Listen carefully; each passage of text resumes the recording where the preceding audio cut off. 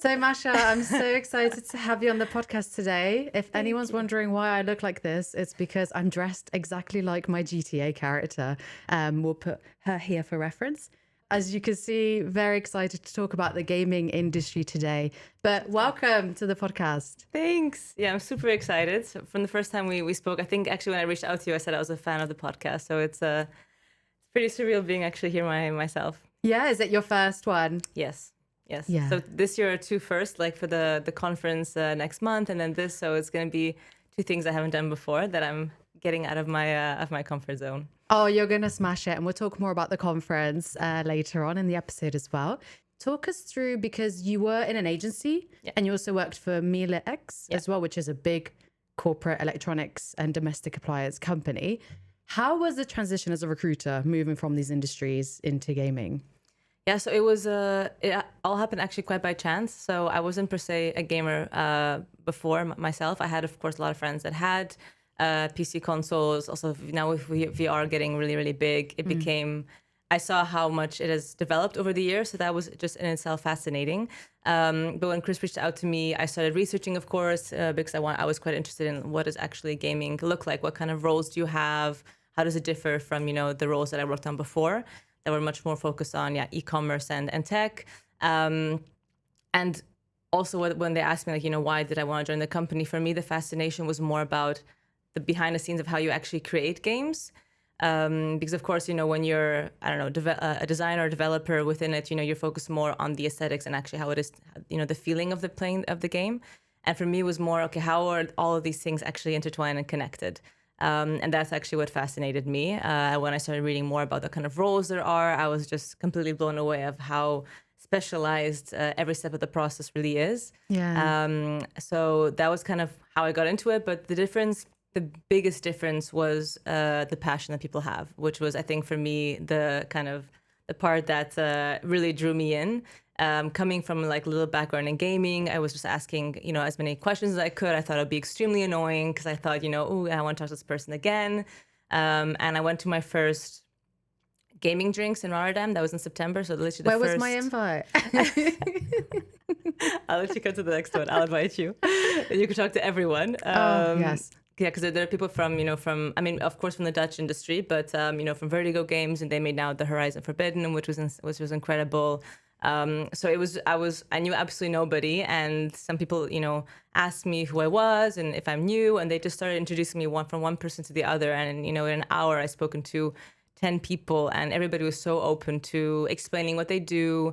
So that was really, really nice. And that's the thing that I think I enjoyed the most. Even in the interviews when I had to, ask some questions about, if I wasn't as in depth, they had no problem, kind of expanding and helping me out. So that was really, really nice. Definitely less egos. I mean, there's of course egos everywhere, but definitely less in tech. In gaming. And I think with Abstraction, I've also been quite lucky with the hiring managers and the management team we have, because they've also been super collaborative when it comes to working with recruitment. Yeah. So I think that's kind of the main difference. In some aspects, it's a bit, I would say, behind, especially with, for instance, diversity topics.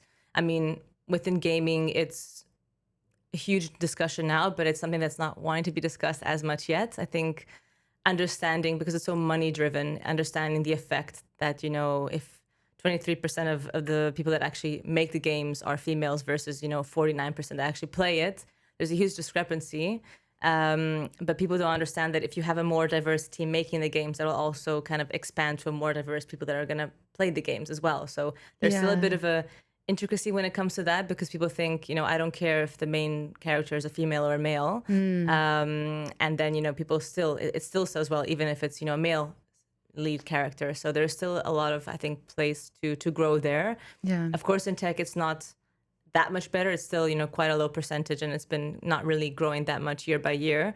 But I think more the conversation about it is much bigger. You see now, every year for Women International Week, there's the equal posters everywhere. There's much more, I think, communication at least about it, with STEM, students, with internships, with just conferences. I think there's more openness towards it. than in gaming, and that's why I also joined the Women in Games Association to try and help there at least a bit. Yeah. But so there are some things that I would say are always, pro and con, but I think the passion was definitely the driving factor for me when I joined. That's so amazing to hear, because I've also worked in the tech industry, and when you kind of quizzed candidates about what they did, projects and stuff, they were very like, it was kind of monotonous. Like they were like, oh, I did this and this and this. Like it was all very impressive stuff, but they didn't. I can imagine that if someone's actually developing a game and a concept, and you really have to put all your energy into it, because like, what's the working hours like for like a game designer, for example? I can imagine it's intense. Yeah, so I think the big element because it's so passion driven, I think a lot of studios are taking a bit of advantage of that. So the word crunching is very common in the gaming industry, which is overtime. So usually it's usually closer to like, when it's end of production, there's a lot of crunching done because they just don't really sometimes manage the time properly. So that's a very big thing. And it's a lot of things that people are now, when they look for new jobs, they always ask a question like, how is crunching within your company? So that's, I think, a very big thing that is usually taken for granted. But I would say, of course, usually it should be just a normal 9 to 5. And of course, some parts where there's like peaks or there's like beta where you're testing the game, it can be a bit of overtime because you want to, as quickly as possible, change and adapt the game. Yeah. But it should be as much normal, like within abstraction, at least we try to do as much 9 to 5 as possible. And then if there's some overtimes or some times where it has to be a bit of a peak in project management, that's of course fine, but it shouldn't be that you're working basically. I think there were some research that I found out people sometimes even work 80 hours a week or 60 hours a week. 80. So it's, in some companies, there's been a lot of now talk about within the gaming industry that there has to be better regulations with work-life balance. It's like crunch has become really, really a big problem. So I think that's going to be a conversation that's going to be started much more now about how to make it more manageable for people when it comes to working overtime, at least getting paid for that then.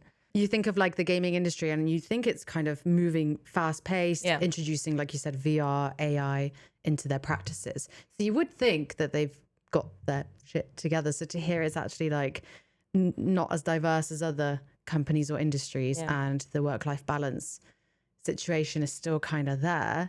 I guess when you are a creative and you are really, really into something, you kind of hyper focus, and it is your baby. It is also like your portfolio, your pride and joy. So you want it to be the best it is, but to have a healthy work-life balance, for example, if you have kids or if you've got a family and stuff, like that's just not feasible, is it, to work like that? And especially I think that's the part where I think that it's a bit behind when it comes to tech. Of course, it's not to generalize it, but now, especially after COVID, there was a lot of course, remote working. But now when I just finished like a state of the market research with a colleague, and there's a lot of countries where actually, even the Netherlands, I asked people to go 2 to 3 times to the office again. And some are actually asking to go fully on site. There's not that much remote work opportunities in itself. Like there are studios that offer, because they're just one country and they offer you remote in another, but in general the practice of itself is not as common in some countries. So that is something that you can see now is wanting to unfold more and more. People are wanting to have more flexibility with if they have, for instance, that's I think where maybe within women growing in seniority, there's only 5% that actually grow to a higher seniority, because at some point it's just not manageable anymore. If you're going to be having to go to the office, 3 times a week, and there's not much flexibility with you, maybe sometimes choosing the hours or choosing the times, and you have to crunch, it's not really for some people, it's just not then really feasible in the long term. Yeah. So it's quite like these are things that you kind of see that you don't really know until you join it. That I think even now with my colleague, because he's been now a recruiter in the industry for a bit longer than me, but he said there's kind of like a threshold, like people cannot really survive more than 10 years in the industry. Like they just move to a different industry, because especially with crunching and with how much work they have to do, and unfortunately it is underpaid than tech, which I did not think was actually the case, because it's such a huge money making machine. Those are kind of things that you realize once you join, that it's been running for so long. But I think now with this post kind of COVID turmoil that's been happening since I think October or November when I joined, it's gonna, I think, change the way that the gaming industry functions, hopefully. Because it's just not, at least from my perspective, I don't see it being a sustainable model with how it currently works. Yeah, you can't just say like, oh, we're X company, come join us, we're working on X game, like come join us. It just doesn't work anymore. People have boundaries, priorities. It's, as a recruiter, it must be challenging as well to like persuade people, not just on the name or the project or the game, to get devs on board, right? Yeah. And I think you're seeing more. I mean, people, when it comes to changing jobs, they always want to change, like, because of the passion. They want to finish what they started. So a lot of people, you kind of don't even, if I see there's a company and they're working, or person is working at a certain company, and I see they're working on this current game and I know it's going to come out end of next year, I sometimes don't even reach out to them, because I know the chance that they're actually going to respond to me, they probably will respond to me, but that they're going to be interested in leaving, unless it's a company that has gone through layoffs, for instance, or has gotten bad rep in the news. It's less likely, because it makes sense. You want to finish what you started, and you've put probably 2 years already. Why leave in the last year when it's kind of coming all to a close, and you can be part of the whole 360 scope. So those things kind of make sense on the human level. But I think with us, with the co-dev side, which is interesting people now, because we've had at least good names, that on the portfolio that we have with AAA studios. People like the diversity, because usually a game can, like, the production can be even 3, even 5, 6 years sometimes For one game. It can be like, I know people that they were working on a game for, I think, 3, 4 years, and it still hasn't been, it's been on pause, or there's been so many intricacies, they want to change things within the game. There's so much back and forth that they might like actually working for, 2 games within that time. If you're, for instance, within codev, it's a shorter period of time. So that is kind of, I guess, the selling point for those kind of studios. And of course, for mobile, it's also very different. It's a very fast-paced system. You work on prototyping, then you kind of have to work more on, actually getting it out there and seeing the marketing side. So it's depending on, I guess, the kind of cycle you'd want to be part of. The PC and console, and then like that is part where it takes definitely the longest to actually get a game out there. Wow. So I think also with your game, how long have you been waiting for it to be released? Oh, wow, GTA 6, my baby. Next year, damn, they keep like pushing it back. Exactly, yeah. Yeah, they want it to be perfect, but even then, when it's released, it's not even coming out on PC, for God's sake. It's coming out on console. Annoying, so I have to buy a PS5 now. Actually, we have to buy 2. Because you're both gonna... Yeah, we're both. It's a freaking single-player game, but that's a different topic. So talking about hard to reach talent, people wanting to work remotely, all the challenges. What's been happening in the industry? Because you hear things, you see things, you see that it's changing direction with AI, etc. So tell us the insights. No, I think with I think the Netherlands being particularly a very small market still within the gaming industry, it felt kind of, it hit close to home, because Guerrilla had a few layoffs, and there's been a few studios that actually closed in the Netherlands as well. So it felt very close to home. And I think in general, it's been numerous things. I think some parts are post-COVID, because there was such a peak that people were playing so much. So people thought, okay, we're gonna, I think also with tech, there was so much more investment. So once now kind of it started slowing down, the investments, kind of started drying out a bit. There's been a lot of investment from China, for instance. It's also kind of drying out a bit. So on the one hand, I think it was post-COVID where they just saw, okay, we're not getting as much back as we were supposed to, or we're not getting as much investment the second time around than the first time. That I think led to kind of a part of the layoffs. But a lot of studios are actually owned by other studios. So none of them are actually independent. So if, the biggest studio says that they want to cut something off or cut a project off, and projects can be, a few hundred, even like a few hundred people. It can be even up to 500 people if it's, a big game. So if you kind of cut one project off, you have all these people that don't really have a project unless there's something else kind of in the pipeline. So that could also mean to, either restructuring or laying people off. And a big part is that I also didn't know until I joined, AAA is, on the one hand, it's the quality, but the quality also comes at a cost. And some games that are also now the blockbusters, they can be 300 million for the game alone, and then you still have to market it. So if you don't get that much, you have to make sure you get that back on the sales of the game. Well, at least in the past, it was like, to make that kind of quality, you need to have that kind of money, which a lot of studios, of course, don't have, unless you're like Activision Blizzard or, also even they, like, they've also not been doing that great. So even the biggest, studios now are actually also having, troubles. And I think that is kind of a big part of that, because it's such a risky business. Even with the right marketing, you still don't know which game is going to come first and which game is going to, hit home the most. So if you don't get that money back, then of course you lose a lot of money, and that also impacts the next game that you're going to make, or you're going to make less of AAA titles. So for me, I think that is kind of the unsustainable part, is that you can't expect a game to cost that much money. So I think what people are trying to do now is that they're also trying to see if there's a way to make games for cheaper price, but also for the same quality. And that's where I think now, also with the Ukrainian war, a lot of talent from Russia, for instance, has gone to Serbia or other Poland and other places within Eastern Europe. So the Eastern European market has really boomed in the last years. I mean, Poland in general has been a really strong market for the last, I think, 10 years or so. But it's looking at more countries like that, where the cost of making games is less, than focusing on Germany or the UK or any other Western European country, basically even France, to focus on having talent a bit more mixed. Going as far as Brazil, for instance, you can have still good quality people that can make for less money.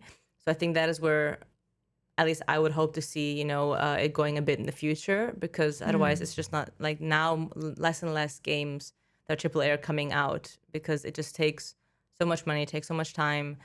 I personally feel that maybe at some point it's going to be like maybe a Champions League kind of situation, where there's a few that can really afford that much.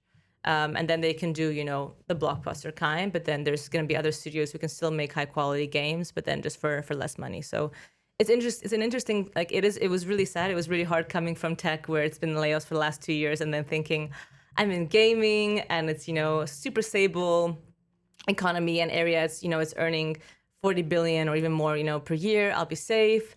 And then, like, I think in October, November, like it started kind of the layoffs have still been going on, basically. Wow. So it's kind of definitely repercussions, but I do see also kind of hopefully some positives within it, that it'll change the way that the games are being made. And some are already taking that advantage. And I think it's going to be seeing if others are going to do the same. Like you said, with other markets booming, but then there's the contrast of studios wanting people more in the office. So that's tough, like knowing that other countries like Poland, etc., are really thriving, whilst in the UK or France or even like in the US, because they're asking people to come back. Like it just doesn't add up. Like it doesn't make sense. No, but I think like UK and Europe was hit definitely the hardest. Like 9%, I think, was from like in the UK.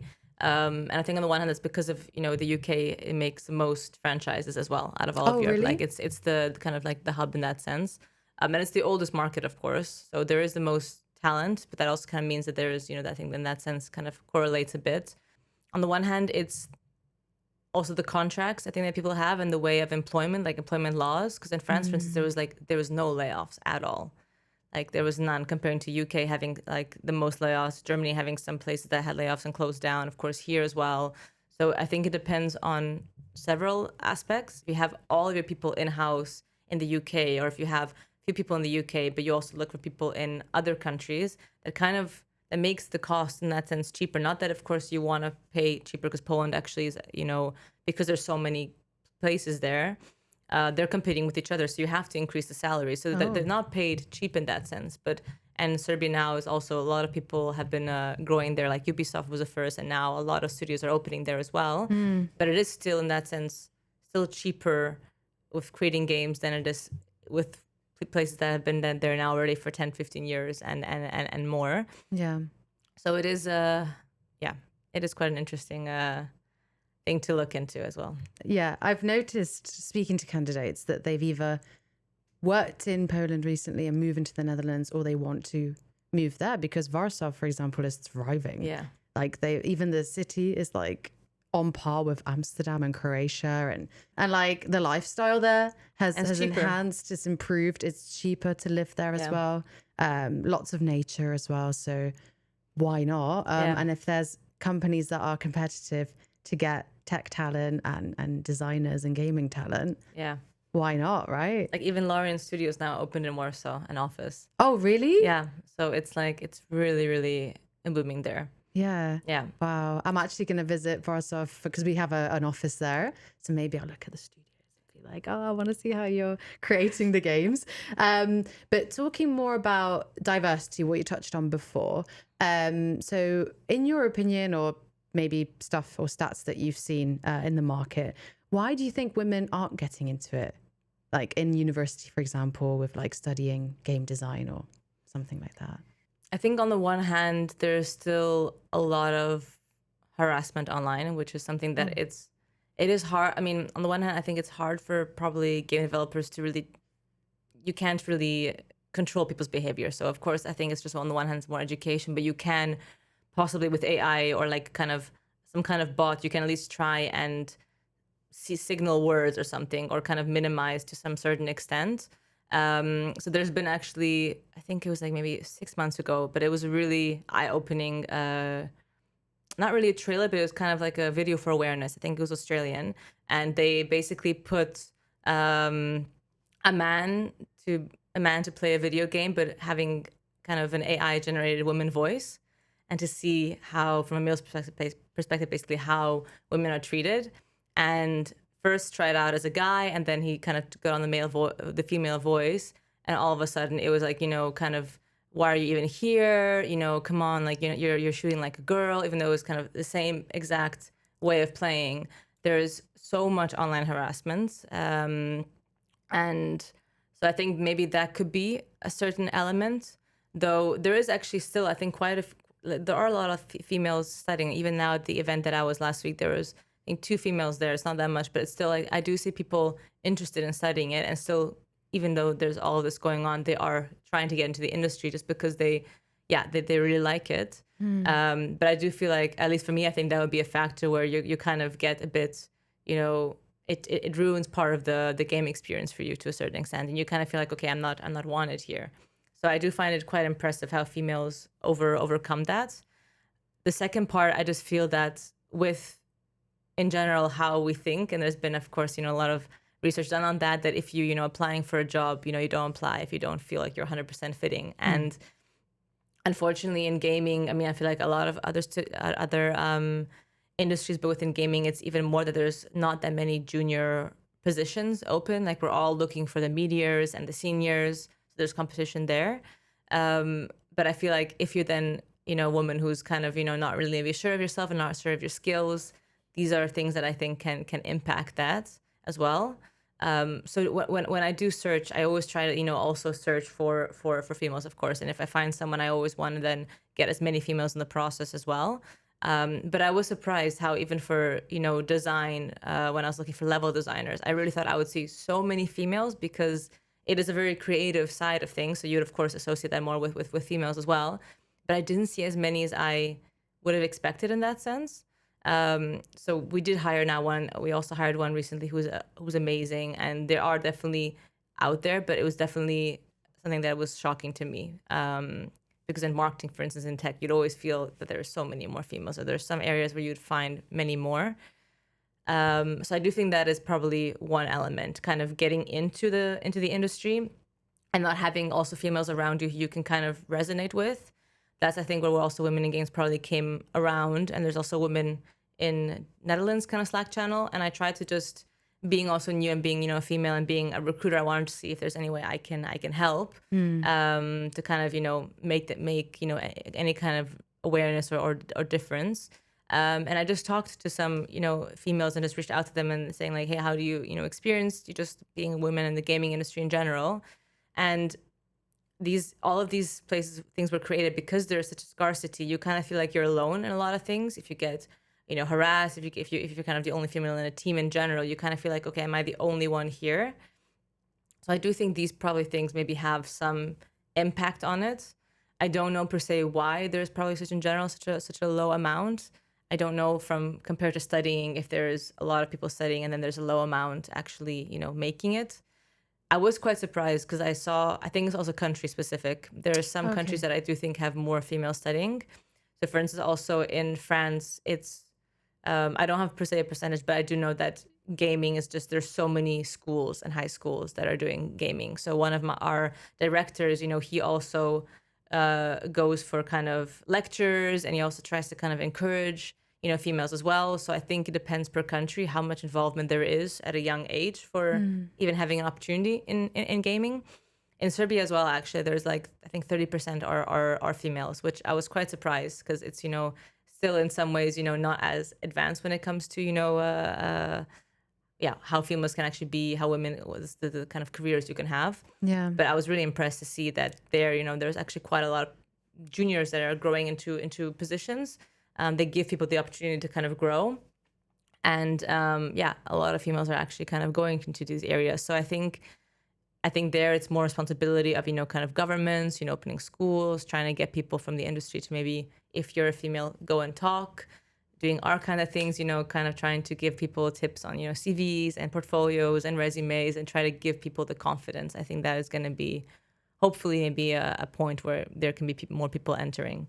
But there are definitely kind of barriers there that I think, people are not aware that more women have to go through than men. Yeah, I can imagine it is scary to enter this world. I see now where you're coming from, that it is a bit more backwards, because I was just thinking about games that I've played in the past, like Final Fantasy and Lara Croft, like Tomb Raider. And you see that they're like very, can I say it, like hypersexualized women in these games. And you can tell a woman didn't design that, because we know our standards. And even when I'm playing GTA, I'm like, damn, she's got better body than me. Jesus Christ. You can't really have like a chubby chick running around and shooting people. Wouldn't be active enough. No, but I see where you're coming from. And I think I'm also really surprised about the designer situation. And I think all it has to be is just raising awareness of it and breaking the stigma, because so many other industries are doing it. For example, like in the nursing industry, it's not just women anymore, right? There's also men going into the medical industry, also with fashion. Yeah, there's so many male directors and leaders, as I saw as well, kind of going into the industry. It's not just girls and women knitting and making clothes together and stuff like that. So I think it's just about creating awareness, like you're doing with the what is it called? Sorry, Women in Games. Women in Games group, the Slack channel, like you said. And you went to an event last week, did you say, or? No. So that was just the one for the students that we the portfolio kind of review. So that was just more for like a Dutch association. I kind of wanted to see just how many people would in general show up. I asked also, okay, how many females are also studying? Because I might want to do a separate one, maybe just with females. But I first wanted to just do one just for in general people that want to kind of get into the industry, to not be like too like separatism in that sense. Yeah. But I would like to do one kind of for females also separately, because also the questions they might ask and the kind of openness would be probably different if they're, amongst themselves than if there's also, men in the room as well. So I'm probably going to kind of do that. And also with the kind of meetup community I want to create, I'm probably going to keep it open for everyone, but I might create some events that are going to be more female specific. So then kind of females that are also juniors, but also seniors can learn from each other. But I think I'll also want to have female speakers in the general ones as well. So they can also just share and maybe start from that, kind of creating a bit of awareness and openness. There was one colleague of ours who went to this conference called Reboot in Croatia. It's more for like game developers. But there was one speaker there, and she's been kind of, I think for maybe it was like 10 years, she kind of started the whole conversation with diversity. And even now, people were still looking at her. He said, like, people were still rolling their eyes and just did not understand why are we putting so much like focus on this. So there is just something still, and I really feel like it's just because people are still playing the games and things are still selling, and that if there's basically no kind of repercussions in that sense. We still play Tomb Raider, even though we know that it's kind of a sexist way of looking at everything. And there have been some people that there have been some games that have changed a bit and tried to kind of be more inclusive. Hogwarts was wild. Hogwarts had like voice 1, voice 2 instead of man and woman and stuff like that. So that was maybe kind of, I think some people thought that was maybe going a bit too far, because you're trying to do everything. But I think it's because of course also with the JK Rowling drama. I think that was probably connected. So I think it's about taking steps. You don't have to go complete extreme, but you can have just, a character, like a main character who's, dressed in a certain way, or, at least give the options that you can change, maybe like just kind of, again, making it feel that, you also have kind of a choice within it. And I think people just don't understand that also within TV and cinema has changed so much over the last few years. You have now male characters that are complete, from different backgrounds. And I know people that are probably saying, okay, this is probably too much. Like, why does it have to be like this? But you do see people that are now resonating to that more. It's about kind of having this kind of resonation when you're watching a movie that you can also do this. When you're, playing a game that, again, like I think it's about not making all games like this. Like, as you mentioned, it's having fun as well. You want to get away from reality. But if, especially now with AI, you're wanting to make more recognizable, as much like recognizable to kind of us as possible, then why not have, characters that are also, kind of stronger and not always kind of, damsel in distress is there. So I do think macho man. our macho men, with always with the six packs and, like guys must also feel a bit self-conscious. I would feel so. Yeah, if they're developing games for 80 hours a week, they don't have bods like that. No. Okay, here's another six pack. Here's another six pack. Here's another muscles that are bulging like this, literally. But Hogwarts actually performed really well. Yeah, that again, like those are games that should kind of bring that attention to the industry, that it is possible. I know there was a lot of comments about how it's made, but that's I think where I think there's not enough communication about how can we actually change the games. Because people are still buying them. So I think that's kind of the thing. People don't understand that, again, that if you can create games with a bit more just diversity in a team, it doesn't even have to be females. It could just be, again, like diversity means a lot of different things. It can be age, it can be educational background, it can just be background in general. You can just bring different opinions then to a room, and then it's not only 6 men in a room who are going to say a girl is going to dress this way. So at least kind of brings a bit of diversity in thinking. And we are all diverse. I mean, like in every country, there is so much diversity there. So why not just make that a bit more open to more people to actually feel connected to and want to play? I watch streams of like gamers, and I see a huge difference, between a guy who's gaming. He doesn't he gets banter, like people are like joking with him and stuff. But when it's a woman, like I watched one, it was 30 minutes in and the guys were like, do you want to be my girlfriend? And they don't even show the camera. It's just the voice, and you're not in the same country. She's just bloody playing. She's just trying to shoot some people or just doing her shit. And the guy was instantly like, do you want to be my girlfriend? Like, you don't even know this person. It's wild. So even like sexual harassment as well. And oh, you're a girl? Oh, what's your name? Oh, can you, do you want to date? And I'm like, ew, you're playing a freaking game. It takes the focus completely away from the game, but then just and the talent and the skill. Talent. Yeah. Or I've also seen, because they have the Twitch chats when they're gaming, oh, she's a good shooter for a girl. And what the fuck? You would never say that anywhere else. But you also see this in the, for example, Formula One. Yeah. Oh, she's a good driver for a woman. Just the jokes like this, and they're also very unrepresented there as well. And again, as a consumer, so this is why it's interesting talking to you, it is really glamorized, it's romanticized, the gaming industry, F1 industry, sporting industry, right? And then you hear all of the stuff that goes on in the back, and you're just like, oh, we've got a lot of work to do. Yeah. And I think that's even for me, because I keep on hearing, because my colleague, he shares all these articles about sexual harassment cases and things that are going on, and then the companies still perform so well. And I find it so, because I tell him don't people care? And then he says people that are playing the games, they don't care about what's happening in the background, because if you're gonna what if you're defined that somebody who created one of your favorite games is going is doing some really messed up shit, are you gonna stop playing the game? Probably not. I mean, of course, it's how far those things go, but there's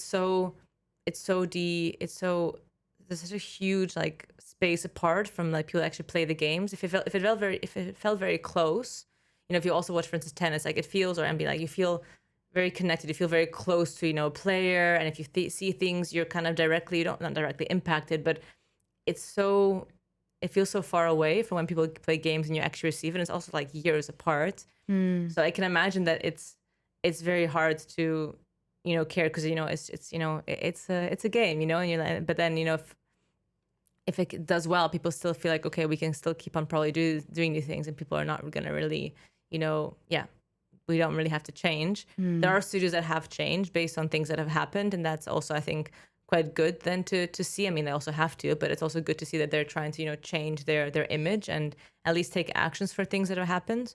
But yeah, like I think that is kind of the main thing, that people, at least studios, don't think that people that actually consume actually really, really care. And there's a very big divide between, how things are actually getting out there and then what's actually, as you mentioned, what's happening in the background. I only know game designers. Yeah. That's the scope of what I know with the job titles. And you mentioned there were so many different types of like job titles as well. Yeah. So I'm just curious, like, what do you recruit for normally in gaming? Yeah. So, I mean, there's so in gaming in general, so there's like the kind of QA, there's the programming, there's art, there's design, and then there's like production. Those are basically, it's like project management. So they're basically kind of, if there's a new project that's going to be coming up, they're basically kind of making sure that everything's done, all the milestones are done on time. They're communicating between all the different teams. So they're basically like project managers, or even like product managers if you're looking at tech. So I'm mainly hiring for producers now, and then also for designers, level design now specifically. That's kind of the main area that we're looking at within our company. And I love I love design. Like I'm really happy I got design. And production is really nice because it's very people focused. Also, when you interview the people, they're very extroverted, and so that's quite nice as well to have that kind of variety.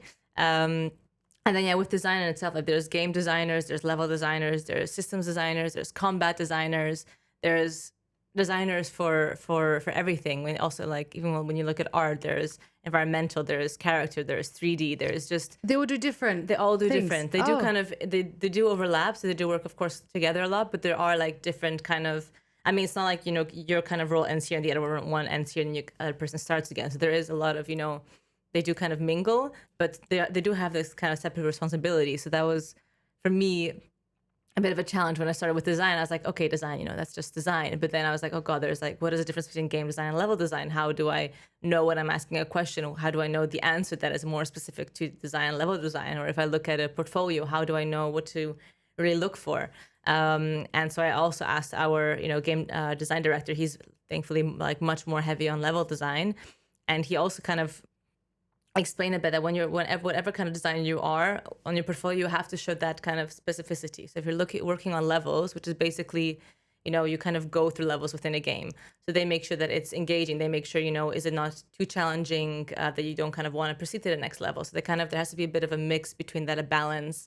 They look at, the emotions. What do I want this person to feel? If you're going through a corridor, how do I make sure the person understands that, maybe the lights should be in a certain way that I know the person should go in that direction? Or do you want to make it very open that there is different scenarios and different ways you can go through the level? So they basically think of all these different things, emotions, scope, pacing. And so that you should then also show in your portfolio. You should show maybe first the end goal and then how did I get there? What was kind of the idea behind it? Why did I choose this certain thing? Or to go this certain way. So also when we have level designers in our process, like that's kind of a case study you have, is that you have to we give you a genre, and we give you a certain kind of like, okay, I want you to create, a level within a mansion, and you kind of have then as a level designer the freedom, okay, what is the story behind it? What do I want? What are the kind of areas of the house that I want to focus on? How do I want them to go through that? So for me, that's kind of like the base of the game. They really create, in that sense, the base of the game, which I just find is absolutely incredible. Because when you're playing it, you're like, oh, you can actually now assess, what the level designer, did. And then, producers are basically, as I mentioned, kind of they're the project managers for everything. But it's also interesting because it's also, I think, within tech and every industry, if you're from a smaller company or a bigger company, your responsibilities become much, much more specialized. So it's also important to know how hands-on somebody is. Because if you're just saying you're a producer of a team of 200 is different in roles and responsibility than if you're in a team of 10. So the kind of questions you ask are much more, you have to be much more kind of, not specific, but you have to ask the right questions and be really targeted. But yeah, I really love it. So again, I keep on learning something new all the time. I look at all these just YouTube videos and looked at kind of level design for dummies when I also started, just to kind of get all the some jargon, some lingo that I feel that I'm, the people think that I know to a certain extent, what they're talking about. That's always important for me when we do our job, that people feel like, okay, I can talk to her. She understands what I'm talking about. She's not asking just random questions. So I try to kind of get as much information as I can. But yeah, those are kind of the two main areas that I'm focusing on. And marketing, but that was kind of like marketing and internal communications, but that was more a kind of one-off role that I was hiring for. Yeah. Wow. Like, Yeah. oh my God, that sounds so cool. I think you would love it. Yeah. Oh, don't persuade me. Actually, no, I should not, because you just started a new job. No, I mean, like I said before, it sounds freaking awesome. And how do you, so you do ask the right questions and stuff, you immersed yourself clearly, Yeah. right? And you're genuinely interested in this industry now. Yeah, so you ask the right questions as well, but like, I'm curious, how can you assess the portfolios? Do you have to have like the design director there? Because I mean, I try to do it in fashion. I think with graphic design, for example, it's a bit easier. You kind of get what the company concept is and where they're going, so you kind of can assess portfolios yourself that way for the screening process. But with fashion design, for example, it's so conceptual, and so I can imagine gaming is kind of that must be so much tougher. Yeah, I think because also probably with fashion, it's also a bit about like the person's perception. Like, do they also like that kind of design? Do they think that is kind of? I think within gaming, it's to an extent also the same. Like, do you agree with how this person kind of leveled out this kind of created this level? So when it comes to the interview, so I usually always focus on getting an idea of how they kind of got there, just kind of at least the essential steps so they understand, and they focus on the kind of pacing. They want to understand how to create a proper environment. Those are things that, especially for level design, like our design director finds extremely important. So those are kind of things that I kind of look out for. And then when it comes to the portfolio, it's more about, do I see just very basic things, or do I really see an immersive environment? Do they really look at the light? Do they really look at, explaining and showing videos of how somebody walks through something? So again, it's really focusing on not only mechanics, but actually the emotions that, or like the environments they actually create. And then of course, with combat, it's more, the enemies and, those areas within it as well. So you can see a bit, there's definitely a lot of overlap, and especially in the beginning, it was very hard to understand the difference. So I was in a lot of interviews with my hiring manager to understand the questions he asks, and afterwards to see what he thinks and what he says about, okay, this is good for this reason, or I was missing this from his answer, and that slowly gave me a bit of idea of, okay, what should I look for? And then once you hear like the person that was kind of like perfect, you kind of what you look for, and that's kind of then the kind of answers you always are looking to get. So once I hired now this last level designer, I kind of knew, okay, this is the last two, these are the answers that I kind of want to look for, because this was basically like hands down like a very, very strong candidate. And then from that I can kind of know around it. But it is hard because there are level designers that are very technical, there are level designers that are very focused on art. So even within level design as well, like you can have different focuses or different areas that narration, for instance. So there's a lot of people, and then it's a bit difficult because then you have to choose people that fit more towards your studio or your project. So I've had people that were very good and were saying all the right things, but then on our project it came out that it was more focused on a certain area that we were not particularly needing right now, and we needed someone who was more technical. So then that kind of, unfortunately, you can still be good, but if your focus is a bit different, then it's not per se the right fit. It's again, like I agree and I disagree, because I do think it's in the end, all different varieties can bring added value in that sense. So I do think we're being very particular within the gaming industry of having a certain person that thinks a certain way, and if it's in a certain kind of pool. That's, I think, where I think now within tech, or there's at least a whole conversation of not focusing on experience, but on skills and soft skills. So I hope that kind of is where the industry is going to go, because there's just so much talent out there, and now with juniors as well, like there's just like not enough opportunity for them, which I think is very sad. Yeah. Because you're going to just keep on having scarcity. Like there's a huge scarcity now in talent, and you're just competing between each other. And in the beginning, people just cared about passion, but I think because it's been used to advantage for so long, people are now focusing much more on benefits. So then people are having to, improve their benefits, and how do you actually compete with each other? So there is a shift in what candidates are looking for. So yeah, it's definitely Yeah, because I Yeah, it's hear really you interesting. talk to a lot of experienced people, and like you Yeah. said, there's this gap. So if I was studying and looking into going into the industry, how do you bridge that gap then as an applicant, as a student, for Student. example? So I think there's a few things. I think on the one hand, really trying to immerse yourself into LinkedIn and networking, I think is essential. I think that's in any industry, but especially gaming, the kind of people you know that can really bring you like far.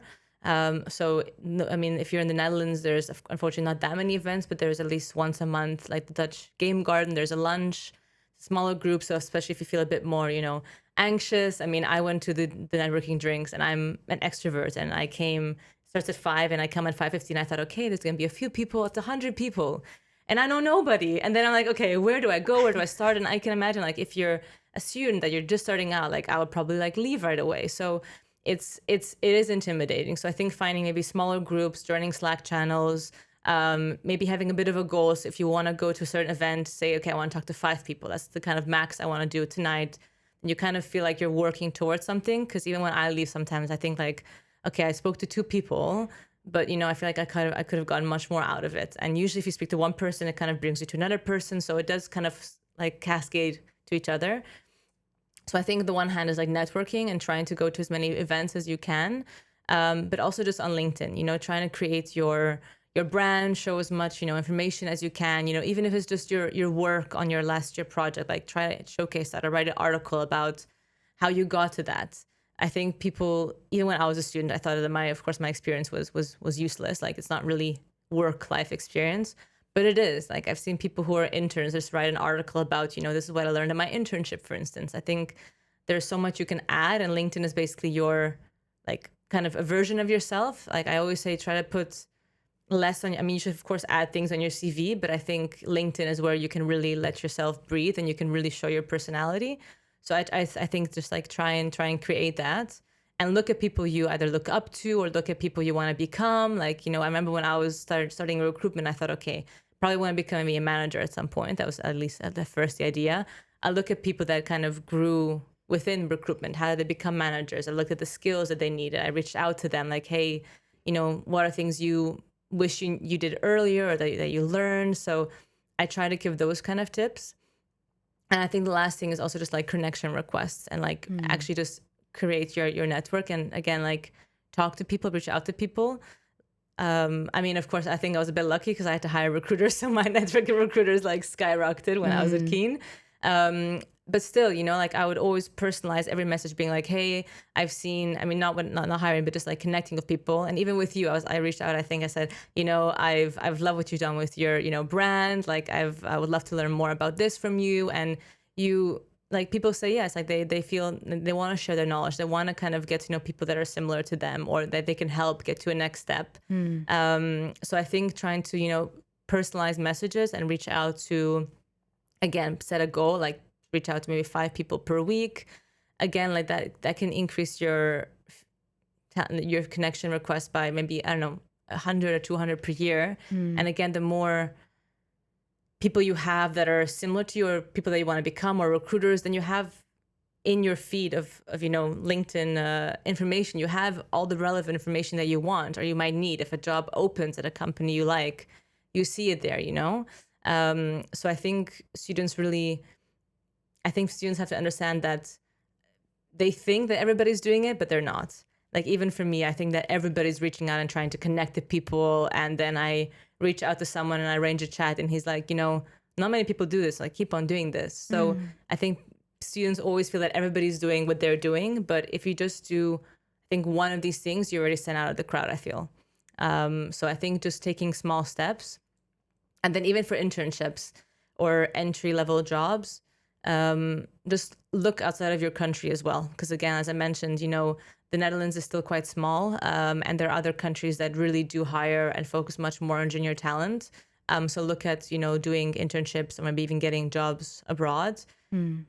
That I think will also increase your chances of getting into the industry. And then from there, hopefully it'll speak for itself. But I think those are maybe, I would say, the tips that I think I would give students that are trying to get into the industry. Yeah, and I agree with the outreach. just, you know, kind of almost seeking a mentor Yeah, in exactly. your industry, or even like connecting with other recruiters, they'll definitely help you out, or decision makers like hiring managers, like their own studios or are like creative directors and stuff. And also, like you said, the actual message itself, like I find that the ones that want my business or ask me, like they want something from me, like it's very obvious, they tend to get like shunned, they tend to get ignored. But I actually really do reply to people that say like, oh, I really like what you're doing, like I'd love to just learn from you. Like a curious mind for me is more enticing, and someone who actually wants to be educated and wants my help versus someone who wants to use me. In a sense, I think a lot of people feel like this subconsciously as well. So if you go into it with an open mind and you just want to learn and you're not expecting something back, I think that's how you get a lot of responses. What about, for example, live examples of things, even if they don't have work experience, to like model like a character or like actually have something to show? Is that quite important? Yeah, so I think, I mean, that of course just like adds. So I think a lot of people that I've spoken to, they also share that, you know, when they were studying, they try to even just create their own game. And of course, that is, you know, a lot of effort. But even just trying to, you know, learn how to use, I mean, if you're, for instance, in programming, but even if you're a designer, you know, you have to, you know, now in the industry, depending on where you want to go, you know, you have to learn Unity or Unreal. Like try to learn that from, you know, from early on. Look at the kind of skills that are like must-have skills currently in the industry and try to learn those on your own. So try to maybe like create a character on your own, and even if it's not part of a game, at least there's something that I can see, and then you can kind of see a person kind of grow over time. If it's, you know, somebody created something 6 months ago and then they do another one and show how they've kind of increased in this skill, that is already something that's, you know, great, because I can see that you've improved in this. So I think that people can even just show their own work. So even on their portfolio, you can have a section of, you know, work or like own projects. And then you can also just kind of show your work there. Even on LinkedIn, I always ask people to have, you know, try to have a link to your portfolio there, or just give, again, like articles on how you created a character or how you would like to create a character. I think, again, the soft skills, and with juniors, you don't have the experience yet. So there we rely more on your personality, on how eager you are to learn, on the soft skills. So that's kind of where you have to put more focus on and let that to shine, because the experience you're going to, of course, get once you start a job. So I think those are things that can also then really, really help if you just show whatever work you have, and add that to a portfolio or add it to your LinkedIn. Or if you're now working on, I don't know, Dribble, or, you know, if you're a programmer and working more on other different on different platforms as well, just you know, add it to your LinkedIn as well. So I think people, again, like underestimate, you know, that it's just my own personal work, nobody really cares. But if I hear now a senior is still working on a personal project, I think that's great, because that just shows this person wants to keep on learning, wants to keep on developing themselves. So I think people should really not take that for granted. So show your work, you know, get out there, and Yeah, agreed. I gave a lecture the other day about the same topic. That I've hired interns and juniors with no experience, no LinkedIn profile. They didn't have any, but they actually had their portfolios, let's say, on TikTok and Instagram. So that's how I found them. So there's also other ways you can be found, especially if you're in the creative space. The pushback I got, which was really interesting, was a producer guy who said, a student studying music and video production in the class, and he said, I don't have enough storage. So like, I've got a Mac, but I want to create these things and download these things, but it's the actual storage itself. I don't have enough capacity to make examples of my work. What would you suggest? And I was like, well, you've got enough money to go out clubbing every weekend, right? And go on holiday, and like just invest in more storage. Invest in the products, because it's not, you're not going to use it once. No, you're actually wanting to go into this line of work. I know it's spending money and stuff, but it's actually return on investment. Exactly.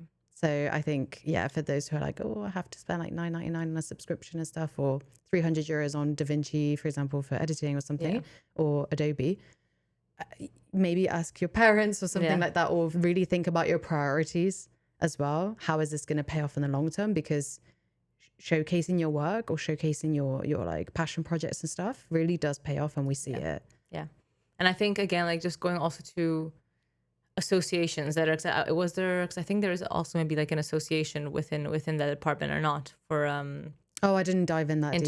So I think that maybe even there, like you can get, sometimes they have huge connections with companies, so maybe they can even get discounts. So there's, I think as a student, you can always get, that's where you should still use it. You can still get discounts for a lot of things. Yeah. So try and, I think use that. But again, like, indeed, like if you're working as an artist, or actually, as a designer, you can just also, create like an Instagram account, or create a TikTok account. And I think we both, we're talking about this one girl who went viral with her trailer when she was like the performance marketing. Like, just even create those kind of videos, no matter what role you want to apply for. Especially, I think it's, if it's creative, it's better, because then it kind of suits the line of work. But those are how people are sending out now. So just try and do even creative ways like that. And then, I mean, for her, it paid off. I mean, we all saw it. Millions of views. I had to do research because I had to present this, that YouTube also works as like a CV or portfolio. And she got a job. Yay. Yeah. But she had to create a different inbox because she was getting hundreds of interview requests. Wow. Yeah. Every week. Good for her though, because that was really impressive. It was bold. I think in the creative industry, you have to be bold as well and show your work as well. But talk to me more about, because we touched on networking before, this event that you're hosting or going to. Yeah. So it's Indigo Games. It's basically the biggest, I would say, game dev conference event in the Netherlands. So it's going to be kind of a mix of, there's going to be stalls for all the studios. So I think they can always all talk about the games that they're going to be working on. And there's also going to be founders, people from the companies. And it's going to be just various talks about things that are going on in the industry in the Netherlands. And they wanted to have a bit of different speakers this year, because now there's, of course, been, shifts in how the industry is working. So they wanted to have somebody that's not only talking about game dev or developer itself. And so I thought, okay, now it would be maybe nice to talk about, kind of showing it from kind of the other side of the coin. And of course, there's not that much hiring, but still, as I mentioned, everybody's looking for the same talent. So there is still competitiveness within that. And then there's a lot of job seekers, unfortunately. So I thought I can kind of talk about both sides of the coin. Like on the one hand, what are kind of maybe 3 things you can do as an employer to stand out to candidates, and as a candidate, how can you stand out to employer? So I'm going to talk about those, like kind of twofold in that sense. Yeah, on the stage. Yeah, I'm a bit nervous because, like, with those things, you don't know how many people are going to show up. So it could be 5. I mean, of course, I'm going to have the same energy, but if I'm just thinking about if I go on that stage and I'm expecting 10 and then like 30 show up or 40 show up, I'm going to try and just like, my face shows everything. So I'm probably going to be like, I don't know. So I'm going to try and, I don't know, make maybe a joke or something. But I think that's the part that I'm really excited, because I do really enjoy presenting. Like if I get I'm nervous for the first few minutes and I probably stutter a bit, but then I get really into a flow. And it's candidate experience. I'm super passionate about that topic. So It's going to be, and recruitment in general. So I think that's going to come across. So I'm excited for it. I'm just now like working double down to kind of make sure that the right message comes across. So it's something to then tick off the list. Yeah, absolutely. What date? Like, when is it? On the 19th of June. Very soon. So very soon. Baby steps. You came on the podcast, and I can tell you've done loads of research and you've got the stats, and your shit. And like you said, you love candidate experience and helping companies. I think just use that to your advantage. If it's any reassurance, I had a guest last week who's I think done hundreds of workshops, spoken to thousands of people about like mental health awareness and like psychology in HR in the workplace. And I said to him as well, like, does it ever get easier? Because I still get nervous on the podcast too, the first few minutes, because it's just unnatural, isn't it? He's like, no.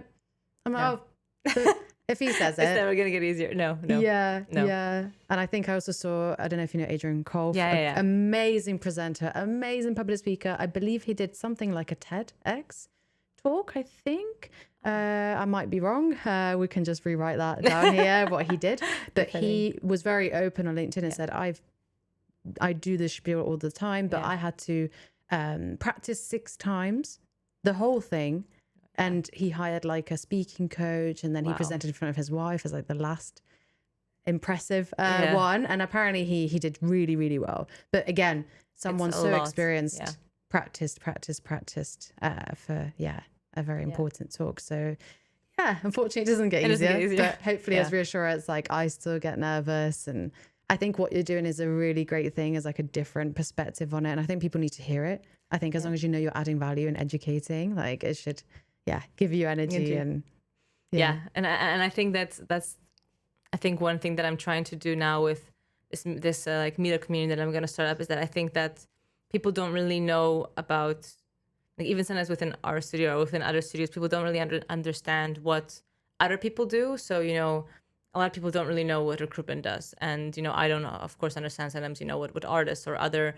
So why not all just learn from each other in that sense and knowledge share? And that's something that I love within tech, and especially within recruiting. We have such an amazing community now in Amsterdam.